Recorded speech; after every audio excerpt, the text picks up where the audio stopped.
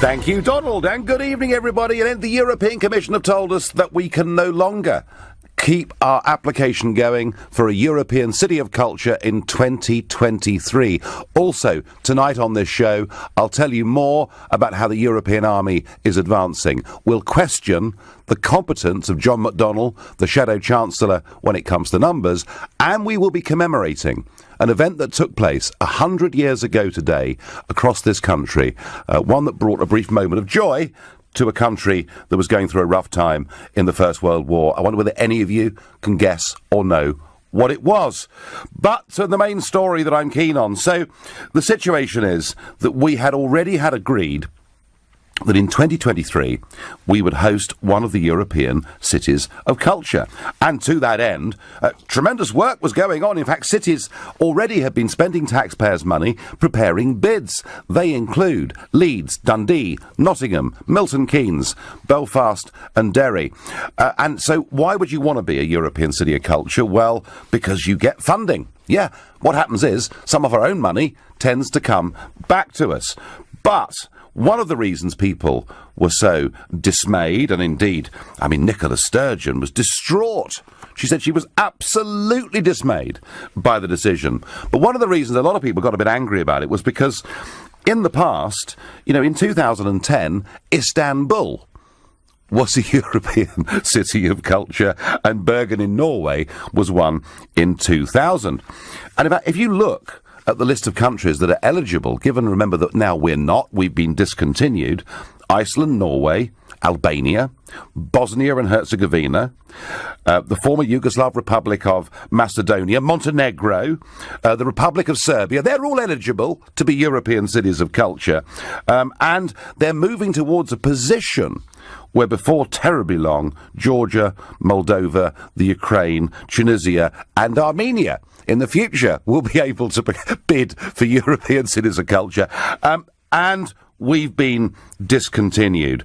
Now, we're told that the reason is very simple, that to qualify, you have to be an EFTA or EEA country, a candidate country, or a potential candidate at some point for EU membership. And given the length of the list that I've just read out to you, kind of fits in with what Barroso, the previous Commission President, said when he said we are building an empire. And yeah, they want to build a global expansionist empire. That is the ambition of the European Union. We've said we're leaving. We've also said we're leaving the single market, although it's not impossible that we might have some hookup with EFTA at some point in the future. But nonetheless, we're told we've been discontinued. Now, I don't know. Am I being completely paranoid? Or is it that this European Union is being vindictive? That basically the boys in Brussels have never liked us very much anyway, and they're feeling really good today because they've got their own back. Maybe I'm wrong. Tell me I'm wrong. Tell me I've got this completely wrong and that actually it's logical. Because Brexit means Brexit, that we should take part in none of these cultural programmes. If that's your view, call me on 0345 6060 973. Or perhaps you think, hey, come on, this is crazy. We're not leaving Europe, we're leaving the European Union. In which case, text to 84850. Or maybe you frankly, and I have to say, I'm in this category, couldn't particularly care less, in which case you can tweet using the hashtag Farage and LBC at LBC, and you can, of course, watch us live on Facebook and comment there too. My view, and it's one that's shared by my fellow Brexit campaigner Aaron Banks, is I hope that after this we're booted out of the Eurovision Song Contest as well, because I reckon we get a pretty rough deal there too. So tell me, I think they look like they're being vindictive and nasty because that's the kind of people they are. Tell me I'm wrong. Matthew in Bournemouth, good evening. Good evening, Nigel. I think this is very sad, actually, because, I voted Leave, because of my dislike to the European Union. Yes. But I do still feel very European, and I do very much love Europe and being part of Europe. My only concern is that this is actually an initiative that was designed by the European Union. So, if that's something we're not part of, then perhaps it is right that we're excluded. The other thing is that obviously they have opened it up to EEA countries as well, of which we're also part, and I actually hope that we remain part, which would actually entitle us to participate in the program. So, really I'd like to just ask you if you think that we will or should stay part of the EEA and continue with these sort of initiatives. No, I don't think we should stay part of the EEA. The EEA is the position Norway finds itself in. It's far better, Matthew, than the position we're currently in, because they've got their fishing rights and many other freedoms that we don't have. But no, I think the EEA still would bind us commercially in this country in a way that's unnecessary. What is possible, Matthew, is we could find a hookup of some kind with EFTA, the European Free Trade Association, which again is an organisation that dates back to the 1950s. We might find a hookup with that, provided there's no free movement of people. So you could find that we'd left the European Union. We weren't part of the EEA, but we did have a relationship with EFTA. So maybe they'll change their mind. No, look, the point is, Matthew, that they use programmes like this and the prospect of money. It's to lure countries into thinking that if you join the European Union, if you become part of their empire, that really good things are going to happen to you. So, but like you, Matthew, I'm not anti-European in any way at all. And if there is going to be a European City of Culture programme, maybe there'll still be one when the European Union's folded, and perhaps we'll find another means of doing it. So Matthew, you feel a bit disappointed today? Order, yeah. I think they're bang out of order anyway, because the thing is, we do know for definite that we're leaving the EU. Yeah. And despite what you say, we don't know for absolute sure that we're going to be leaving the EEA, which would, exclude us. So that is true. Really, I think they are being petty. Yes. No, Matthew, I don't want us to stay in the EEA, but it's not impossible that we would. Hey, if Labour win the next election, that's where we may well be, which of course would be before 2023. They're being petty and vindictive, says Matthew in Bournemouth, who is disappointed by this judgment, this letter that was received today. Robert from Rugeley in Staffordshire is calling. He's a new caller to the show. Robert, am I paranoid, or are they just being vindictive and nasty? They are being vindictive and nasty. Ever since the referendum, there's been drip, drip, drip. Bad news for the British people, and this is just another example of it. They're a totally dishonest bunch of crooks, and I'm a retired police inspector.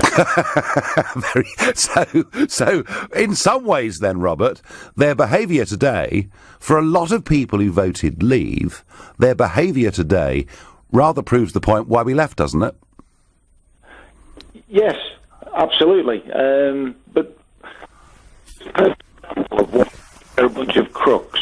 Well, now, that's a very strong piece of terminology, and one or two have been proved to be crooks. We can't call them all crooks, Robert, can we? Well, if they conspire together, then I would say yes. just remember, not all conspiracies are theory. Robert, I thank you for the call. And should we in some way go back and beg them to allow us to have a European City of Culture?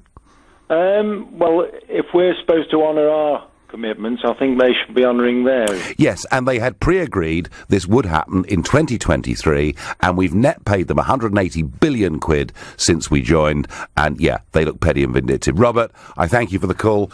I get callers like Robert. I feel like, I'm quite a mild Eurosceptic compared to some people out there in the country. Nigel, Culture. This is typical sulky Brussels. They are acting like school children as usual. Their decision will only devalue the award. So stick it, says Mick in Wallington. Hey, it's saving us a lot of money. So jolly good in that way. We won't have to entertain the sour grapes people. Saving money all round, says Caroline in Hants. Well, the only trouble is, Caroline, quite a lot of money's been spent by these cities preparing for the bids. And I think, those cities themselves tonight are going to be pretty cheesed off. Hi, Nigel. Petty, vindictive, small-minded, strange, self-righteous, bullying, spiteful. That's the EU for you. Glad we're out, says Graham. Somebody else says to me, Britain is European. Well, you know what? You can call Britain European without having to be part of the European Union. As I've argued for years, they are clean, different things. Another Robert is calling. Another new caller. He's from New Malden. Good evening, Robert. Hello, Nigel. Good to speak to you. So, on this City of Culture debate, Yeah. I think my view is that the EU is a bit premature because I imagine that in a year or maybe even after a transition period, we'll end up staying in the customs union and the single market, and therefore they may wish to reverse that decision at that point. So they might as well allow Dundee and Co to persist with this 2023 bid, because by then we'll be good Europeans outside the EU trading with the EU without the disruption of a chaotic Brexit. Or is this, Robert, is this in a sense part of their negotiation? To say to us, if you cut all ties with us politically and in terms of trade deals, that actually it's a very lonely world out there. Is this part of them saying, stay with us in some way? I can't imagine that even they think that this has much weight with anyone over here. So maybe they just want to annoy Nicola Sturgeon, which is... Well, they've done that. No, they've succeeded with that. No, absolutely. Robert, I think your point's a valid one. None of us know what the shape of Brexit is going to be by 2023.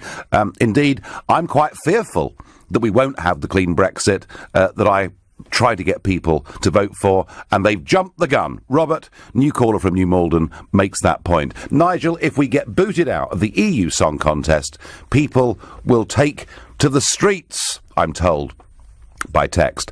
Yes, in celebration, because we would not have to go through that ritual humiliation of being voted down every single year. Terry Wogan was the only good bit of it. Despite a previous agreement that we would have a European City of Culture in 2023 and that cities all over the UK are preparing bids and spending money and getting the applications ready, they've reneged on the deal, haven't they? They've told us no. Because of Brexit, you can't have a European City of Culture, despite the fact places like Istanbul have been European cities of culture in recent years. And I'm getting a very strong reaction from lots of you to this, because I'm asking the question, am I just being paranoid, or are they being vindictive and nasty? Are they, as I've said for years, bad people, or perhaps as the US president would say, bad dudes, because I think they are. Ben on Twitter makes a very, very valid point. He says, if the EU expect us to honour future commitments, it is rank hypocrisy for them to renege on theirs. Perhaps it's time we walked away, says Ben. And that is actually a pretty good point. Annette feels very strongly. She lives in London. She says they have a darn chic, to put it mildly. How much have we paid in over the years? And they want a massive billions divorce bill? It's all take with them and really mean of them. Spiteful, says Annette. Nigel, let's face it, Europe hate us. They always will. And quite frankly, I think it's jealousy because we have left an undemocratic, failing European Union, says Alex from Poole. Ian says, you know, I used to love Europe. I speak Dutch. I speak Italian. But I loathe the European Union.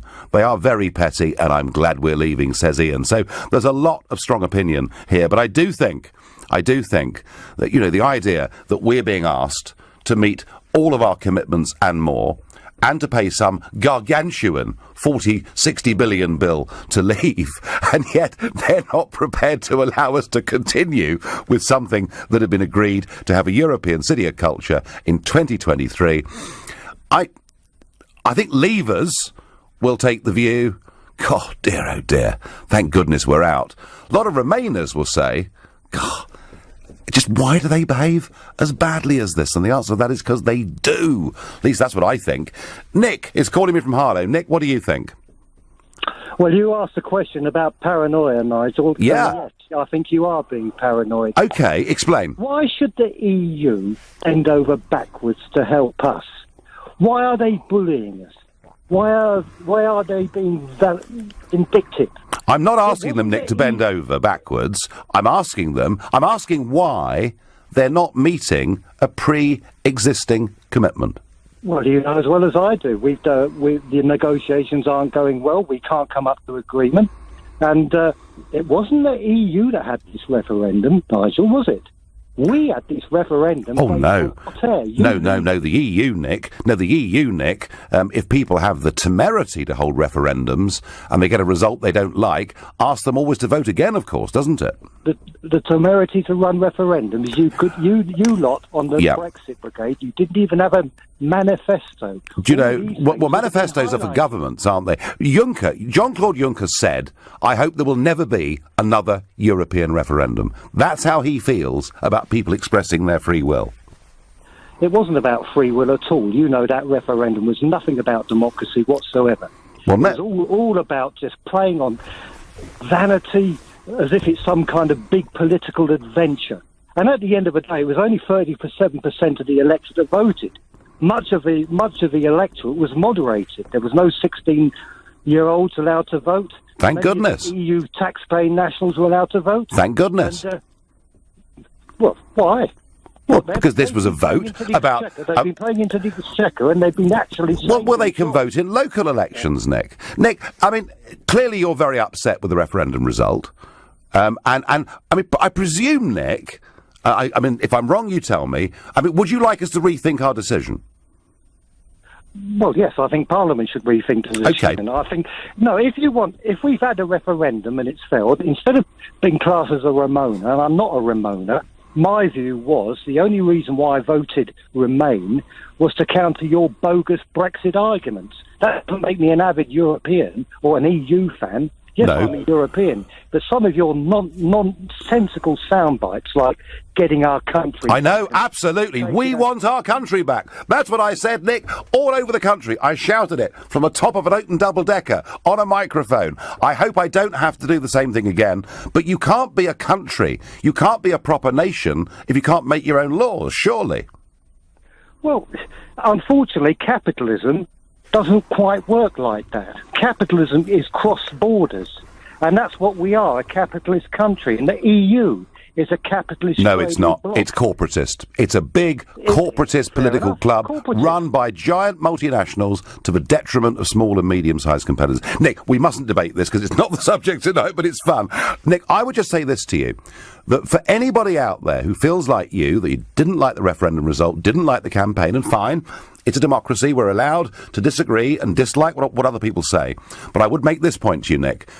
Those people out there who want us to rethink it, want Parliament to have another vote, perhaps some even want another referendum, all I would say, Nick, to you and to all of them, is the way the European Commission have behaved today damages their prospects of Parliament or this country rethinking that decision.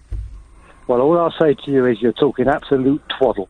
All right, fair enough, Nick. No, that'll do. That's fine. Thank you. Nick thinks I'm talking a complete twaddle, load of old baloney, but I genuinely think there'll be lots of people out there who voted Remain in the referendum who will see the way they've behaved, the vindictive way they've behaved over this European city of culture, who will also have seen the fact they didn't condemn, they supported the Spanish police behaving as they did in Catalonia on the 1st of October.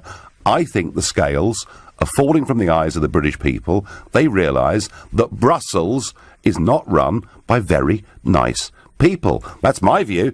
David is calling from Orpington, a new caller. Good evening, David. Hello, Nigel. Pleasure to speak to you. I've written to you at the old grain store, but that's many moons ago. I've followed the progress with absolute delight. Can I say this evening, and picking up on your point about EU, the EU is an office in Brussels. It is not Europe. And this is probably a difficult problem for younger people and a lot of older people who should know better. You see, a younger person might say, why, when we've been going on for 41 years, has this suddenly come up? Well, I'll tell you why. As you well know, Nigel, it's because the government of this country, regrettably, was in the know from the beginning with Wilson and co. They all knew the ultimate object was to create a European state, and it wasn't just a trade agreement. Ironically, here we are 41 years later, still arguing about trade, but I'll pass over that one. Yeah. There is another thing here that they didn't... you see, we floated this. They floated the EEC, you will know, as a trade agreement all those years ago. They did to the people, and that was dishonest. But David, can I bring you back to your first point, which is the really important point that you made? And I do think this distinction is vital, and you made it in your first sentence. The EU and Europe are, in my view, and I think in your view, different things, aren't they? They are, and can I tell you, but if I may, and I'm sure you know from your context in Europe, about way back in the 90s in Le Monde, there was a very serious article in the debate supplement which reported cases of actual depression and anxiety and problems throughout France. And this was contributed by psychiatrists, authors, journalists, all learned people. And what we're really saying is, don't look at the advertising, don't look at the way the public front of the EU is presented in this country. The French, of all people, are sick at their heart. I think people who believe in nation-state, David, are sick all over Europe. I thank you for your call. It's an important point David makes. You know, they in Brussels, with their glass and steel structures and their flags and anthems, think they represent Europe. I don't think they represent Europe. I think, and I've been travelling Europe this week, as you know, visiting individual countries with their own wonderful customs, cultures, languages and ways of doing things. I'm asked on Twitter, I said, make your mind up, for goodness sake. You want it out of everything. Now you want to be in things. Why are you moaning about it? Give it a rest. Look, I couldn't care less about this particularly. I don't think it's very important. All I do think is that given there was a pre-existing deal, the fact they've broken it shows you the kind of people we're dealing with. I'm not particularly, I'm not like Nicola Sturgeon. I'm not absolutely dismayed that we haven't got a European City of Culture. I really couldn't care less. I'm certainly a withdrawalist from the from the Song Festival every year, the Eurovision. I'm not bothered about this, but I do think it's very instructive for our Brexit debate and for our negotiations. We are dealing, folks, with dishonourable people. That's the point I'm making. I wonder what Jackie and Paul in Dorset thinks. Oh, well, what I think, I wouldn't bother with their old thing of City of Culture. We've got Glastonbury and all that. What do we need all that for? Anyway. We've got plenty of culture, Jackie, as it is, yeah? Something nice for the politicians to dance around all the youngsters with mini skirts, isn't it? And be careful, be careful. I will. No, what I was going to say, Europe's going bust. They're desperate for us to pay a load of money because they're short of money in Europe. And I was looking on the finance thing on the telly yesterday, and they said Deutsche Bank is in terrible trouble, and all the countries are in real trouble. 6 countries in Europe, Poland and Czechoslovakia, Slovakia, Romania, they all are putting barriers up against Europe. It's not a happy place at the moment, Europe. No, barriers and walls and border security and, no. Look, it's not working, is it, Jackie? And everywhere you look, to the Spanish constitutional crisis, to the fact the Germans now can't form a government because the Eurosceptic party has upset the arithmetic in the parliament. Everywhere you look, it's going through a rotten time. We're leaving them. They're not happy. And they've chosen, Jackie, thank you for the call, and they've chosen to break a pre-existing agreement whilst insisting that we keep all of the ones we've made to them and many more that they've added on top. You're listening to The Nigel Farage Show. Before we get back to whether the European Union has been vindictive in reneging on its promise for the United Kingdom to have a European City of Culture in 2023, there's a theme that we've run on this programme before that I want to pick up on, and it is Italian European Commissioner Federica Mogherini. She is the head of the European Defence Agency, amongst many other things, and today was their annual conference. And addressing a 400-strong crowd, the whole of the European defence spectrum was there. Governments, armed forces, industry, EU institutions, NATO, think tanks, media. And Mogherini said that the conference was taking place at the most important moment for European defence in decades. And they're unveiling a whole series of new structures, such as Permanent Structured Cooperation, PESCO. You may remember we debated this just a few weeks ago. She said it was a big moment, and here are her words. Exactly 10 days ago, I received a letter notifying that 23 member states are ready to embark on a permanent structured cooperation on defence. And let me add that others might join in the coming days. We are building the European Union of Security and Defence. It's not a plan anymore, it's not a dream anymore, it's reality coming true. There you go. It's a reality coming true. A European Defence Force, Army, Navy, Air Force. Are you listening, Nick Clegg? And many of you in the Remain camp who said that I was a dangerous fantasist to say this would happen. Well, boy, it is happening. Also, last night we talked about the budget, and a lot of you, particularly the younger listeners, said that they thought that Labour was more competent to run the economy than the Conservatives. And I said, if you remember, that I did think that Jeremy Corbyn struck a chord with many of those who are having a tough time in this country at the moment, but I wasn't sure about their competence when it came to dealing with the economy. Now, today, John McDonnell, the Shadow Chancellor, was interviewed. He was asked a very simple question. He was asked to give a figure for the cost of servicing the government's debt pile, something I think that anybody in his position should know at the click of a fingers. This was his response. The type of journalism where you go into an interview and someone asks you a question on a particular figure, to be honest, is trite form of journalism. That's why we have iPads and that's why we have advisors, etc. Clueless is how the Evening Standard described John McDonnell. The figure is 48 billion. That is what we have to pay every year in interest to service the size of our national debt, and all he can do is describe it as a trite form of journalism. And anyway, it wouldn't matter if he was Chancellor, because he's got an iPad and he's got an assistant. And, you know, this is not the first time there have been real questions about McDonnell's competence as Shadow Chancellor. Back in May, speaking on Radio 4's Today programme, he was thrown a question about the economy, and this was it. What is Britain's deficit at the moment, Mr. McDonnell? If I can say to you that what's happening is, well, in terms of day-to-day expenditure, we need the investment. He hasn't got a clue. We need the investment. Sure. Did somebody pass you a piece of paper? What is our deficit at the moment?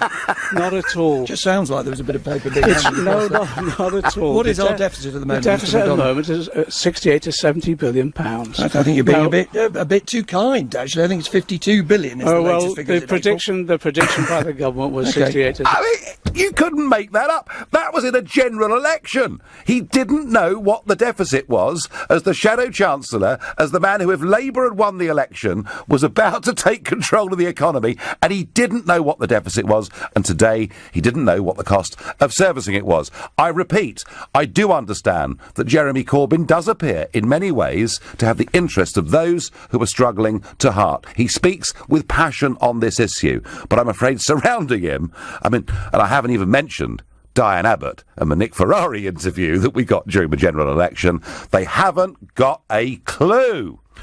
Back to this question, is the European Union being vindictive, and is it, by breaking a previous commitment, showing us the type of people they really are? I believe that to be the case. If you think I'm paranoid, please tell me. Carl is calling us from Newcastle. Carl, good evening. Hello there, good evening, Nigel. Good evening. Hello, it's my first time ringing in, so... Well, welcome. Oh, thank you very much. First time ever ringing LBC, to be honest, yeah. Well, Carl, you're on LBC, and you can tell me that I'm right, or you can tell me I'm completely wrong. Well, I have to say, I do disagree with you, because, I mean, in my eyes, you're throwing out the rule book here, this is a decision which was not just adopted by the European Parliament, but was also the European Council back in April 2014, which the UK had a vote on. And, it says you've got to be an EU member, an EU candidate, or be an EFTA EEA. Can you care to explain about that? Well, no one knows by 2023 what our status will be. I hope we'll have left the European Union. I hope we'll have left the European Economic Area. We may have some form of tie-up with EFTA. But, Carl, there's a different point here, I think, that's emerged in this debate, and it's this. They had already made that commitment. And if they're going to discontinue this application, they are reneging on a deal they've previously made. And yet they're asking us, Carl, in these so-called negotiations, to meet every commitment, not just the ones we've agreed to, but others they've invented too. However, what about the commitment where we had the presidency of the European Council, and then we decided to revoke from that? Do you really think that would have gone ahead at this moment in time? Because I didn't hear anybody from the Leave debate, whether it would be you from, like, the Grassroots Out campaign, whether it was from Vote Leave. I heard not a single word about the European Capital of Culture. There were no implications given from you guys about that. And I'd like to see you try and tell me that it was a complete and utter waste of money back for Liverpool having it in 2008, because do you really think that our government would have gone ahead with the Echo Arena? Do you really think they would have gone ahead with the regeneration of Liverpool Dock? Well, hang on, Carl. Liverpool did get European City of Culture, and it did get some money, but Liverpool 1 and Liverpool 2, those massive redevelopments were happening anyway. It may well, Carl, have helped a little bit. You know, sometimes getting some of your own money back for things can be very useful. I'm not particularly bothered, frankly, about whether we're in the European City of Culture programme or the Eurovision Song Contest or any of it. But, Carl, there is a really big point here about the way these people are behaving through these negotiations. And I think tonight they look, at best, small-minded and at worst, vindictive. For 1 second, can I just mention one thing about the Eurovision Song Contest? That's made by a completely different organisation. I know it is. I'm teasing. It's the EBU. But you're I know. I'm teasing, Carl. I'm teasing. I'm teasing. But you're never mentioning that once at all. It's a completely... Eurovision is a completely separate thing. It is the EBU. I do know that. I understand that. I was actually pulling your leg. Carl, you clearly think Brexit is a bad decision, yeah? I disagree with it, because I'm coming from experience here. I've just had an absolutely fantastic year at Stockholm in Sweden on the Air Abroad. It was absolutely brilliant, and regardless of what you lot say with your tinfoil hats and everything, and Infowars.com or whatnot about Sweden or whatnot, yes, I can hear you laughing in the corner right there, Nigel. I am. Did you see yesterday, Carl, that in one Swedish city now, if joggers go out at night in the local parks, the police will accompany them for their own safety? I'd like to know what town that is, to be honest, and I'd like to know the ins and outs of it. Yeah, I read it yesterday. It wasn't Malmo, it was a similar town. Carl, I'm not going to row with you about Sweden. Look, the point is, you can love Europe, you can love travelling around Europe, all right, but you don't have to love the European Union. The EU and Europe, I would argue, Carl, are different things.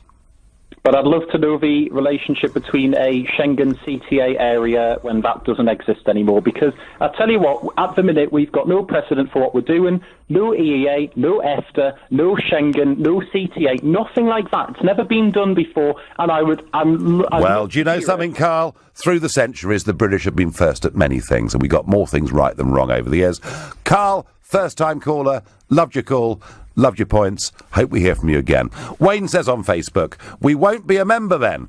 This is what Brexit is all about. This is just the start. Fine, OK. Gary says, this proves how petty the EU really are. They continue to show this on a daily basis. And Matthew says, if you leave the club, don't expect to be included in its party. This is what you get for having Brexit. That's fine, Matthew, but this was a pre-existing agreement. And we've got pre-existing agreements they think we should honour. Well, if they can't honour theirs, why the hell should we honour ours? The European City of Culture Promise 3 has been discontinued by the European Commission today, which has upset many cities in this country who were preparing their bids. I think it's a complete breach of trust. Yes, of course we're leaving the European Union, but if they're reneging on a deal, why on earth are we expected to meet all of our commitments and more? Phil is calling me from Cobham. Good evening, Phil. Good evening, Nigel. I really struggle with trying to see through these blinker rose-tinted spectacles that you Brexiteers wear. Why can't you see the the grand idea of what the European Union is all about? What you mean, crushing nation-state democracy, Phil? Basically, if nation-state democracy, Nigel, come on. I really don't understand why you can't even see the irony of that situation. You know, your own party at the last general election got 4 million votes and didn't even get one MP. I mean, these things are the mechanism. No democratic system is perfect. No, Phil. In this modern... Phil, I'm not going to argue with you about electoral systems, right? Because I agree with that ours is imperfect in many, many ways. The point I'm making, Phil, is do we want... I mean, this is the big question, isn't it? Do we want a Europe of nation-states cooperating together, which I would favour, or do we want a Europe that is run from the centre and that is being created as a state itself? That's the big question, Phil. OK, Nigel, let me ask you a question, because there's no empathy on any of the Brexiteers about thinking how you'd think if you were, living in another European state. And I ask you one question, Nigel. Yep. Please answer this honestly. If you were born in the Weimar Republic around about 1933, what might you have done in Germany? Phil, I'm going to answer you that indirectly, but relating to that period. My friend Mr. Juncker, who is president of the European Commission, his father was a steel worker in Luxembourg, and when the Germans invaded in 1940, he was conscripted into the German army because the Germans deemed them to be Germanic peoples, sent off to the Eastern Front and badly wounded. Mr. Juncker believes that the European project is there to stop these terrible things from ever happening again. I have never, Phil, for one moment, doubted the sincerity of those people who were behind this back in the 1950s and 60s. However, the way that you achieve peace is, of course, by people talking and trading together, all of those things. But you don't achieve peace. You will not achieve peace unless you recognise that the reason European nations went to war is because they weren't democratic. They weren't being controlled by their electorates. And whatever the good intentions 60, 70 years ago, the European Union has now become a self-serving machine in Brussels that I don't think represents the interests of its members, Phil, and as you've heard today, is now becoming a military union as well. Phil, I'm arguing we've moved a long way from the high ideals of the 1950s. Well, I would say even more important now in what's going to happen over the next 30 to 50 years in the world, that we're going to see seismic changes in the power, distribution in the world. Your, if you like, Anglo-Saxon, liberal concept of democracy is going to be under a threat because the world, the power structure in the world is changing. It's going to move east. America is going to lose its dominance. We're tied, with the Anglo-Saxon speaking commercial side. We're tied in with that. We are going to lose our dominance, Nigel, and if we want to maintain our basic cultural attachments, of which we have many with Europe, I've lived and worked in 4 different European countries, this is a really serious issue. This is the one. I'm not worried about short-term trade. That's almost piffle in many respects. We will trade, there's no doubt about that. We're a trading nation.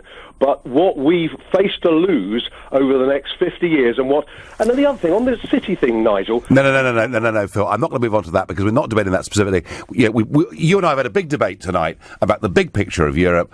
I would say to you, I disagree with you. We've cut ourselves free from a failing club and we can actually then engage with the rest of the world. But listen, you believe in what you believe in very passionately. Let's get back to where we should be, although it's very difficult with any European debate not to get the big stuff being debated as well. Are the European Union behaving in a vindictive manner, or am I just paranoid? I'm going to ask Matthew in Leicester that very question.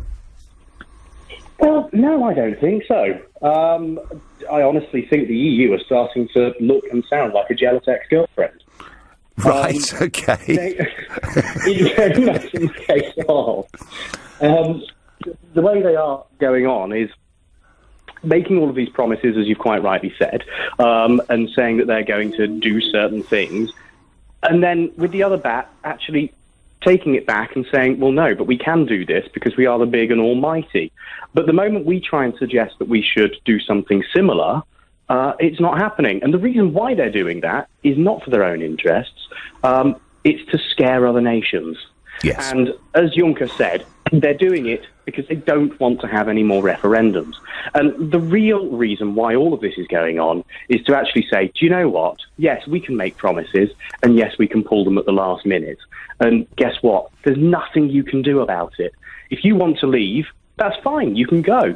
But we're also going to run our own rules, we're going to do whatever we want to do, and we're going to tell you that you've got to play by a different game. So I think it's roughly about time now we started playing them at their own game. Yep. And I once saw something somewhere about how the European Parliament building costs something like, I don't know, 40 billion or 40 million or something like that. Well, it's quite a big difference, Matthew, between the two, but let's say a lot of money, shall we? It's a lot of money, okay? Well, in theory, we own a percentage of that. So I tell you what, Nigel, next time you're over there, take your bucket and spade and start digging our bit out for us. Well, I'm going to ask Mr Juncker for 16%, because that's what we pay in, of his wine cellar, and see how he responds to that, because clearly we're entitled to that. No, you're right, Matthew. We've got assets in this club as well. Listen, thank you very much for your call. The caller earlier who told me how wonderful everything in Sweden was and how the picture I was painting was wrong, I mentioned the Swedish city. It is the Swedish city of Oskarshamn, and now joggers going out after night will have the option of being accompanied by armed police officers. This is something that the local inspector thinks will make people feel a bit safer at night going out in a Swedish city. Who would have believed I'd have said that about a Swedish city just 5 years ago? It is truly incredible. The Remainers will blame us, the Leavers, says Paul in Raynham. It's time to come clean, Nigel, with the British public. You never told us the true consequences of leaving the European Union, says Catherine. Well, Catherine, to be honest with you, I wasn't thinking particularly about European city of culture. I was thinking about the big picture. I was thinking about the net 10 billion a year. I was thinking about the lack of ability to govern ourselves. I was thinking about leaving a club that I think is going to collapse and fail. Anyway, they were my thoughts. And thank you, everybody, for taking part in that debate. Now, I said to you at the top of the show that it was 100 years ago today that something very significant happened. It happened in London, but not just in London, but across the rest of the United Kingdom. But London, I guess, was the symbol of it. And it was all because on November the 20th, 1917, 400 British tanks went into action at 6:20 in the morning with devastating consequences for the Germans and their Hindenburg Line, which they thought was unbreakable. In a day, across a front of about a 10-mile width, we broke through. We moved 5 miles in one day, and we moved more the next day. And as a result of this, something remarkable happened. At the start of the war, partly because of fear of Zeppelin raids and many other things, and also because of the losses the country was taking, a decision had been made to silence church bells. Even Big Ben stopped ringing in 1914. And yet, because of this huge news that came out, it was decided that bells would ring. And on the 23rd of November, 1917, it was St Paul's Cathedral that began all of this. And a correspondent for The Spectator magazine said the following. He said, "The joy bells of a London churches today gave voice to the popular rejoicing at a great victory on the Western Front. It is the first time these peals have rung since the outbreak of the war. I went up Ludgate Hill to hear the great bells ringing. At first, it was a big bell known as the Great Paul. Thereafterwards, it was joined by a peal of a full dozen bells. People cheered and exchanged greetings and smiles. And the sound carried out to offices, shops and warehouses of the great news. And it happened in St Paul's, and it happened across the whole of the country. And this is what they heard outside St Paul's on that day.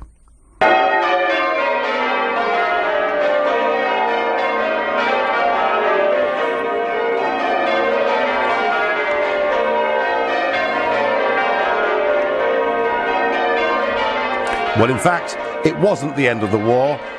They had to wait another year, but we'd found the weapon, we'd found the means that would end the war, and in that desperately bleak year of 1917, it was a brief moment of joy in St Paul's and across the rest of the country.